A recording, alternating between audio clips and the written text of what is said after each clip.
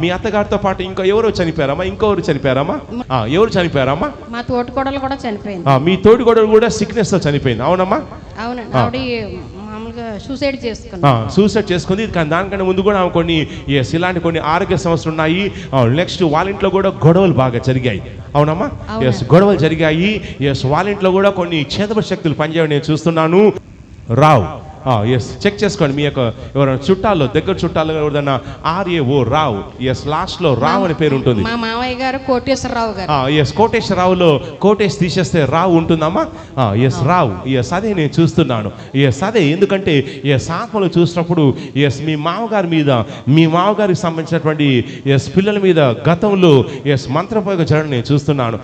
సరిగ్గా ఎవరికో గతంలో హార్ట్ స్ట్రోక్ లాగా రావడం నేను చూస్తున్నాను. ఎవరికి వచ్చిందమ్మా హార్ట్ స్ట్రోక్?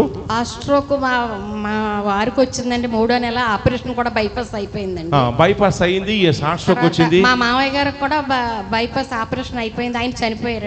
ఆయన చనిపోయారు. హార్ట్ స్ట్రోక్ వచ్చింది, బైపాస్ అయింది, ఆయన చనిపోయాడు. మీ హస్బెండ్ కూడా హార్ట్ స్ట్రోక్ వచ్చింది, బైపాస్ వచ్చింది. బాగానే ఉన్నారు, ఇప్పుడు ప్రస్తుతానికి బాగున్నారు. కానీ మీ హౌస్ చుట్టూ కూడా కొన్ని మంత్రపు దుష్టాత్మలు అవి సంచారం చేయడం నేను చూస్తున్నాను. దానివల్ల ఏంటంటే మీకు ఈ సమస్యలు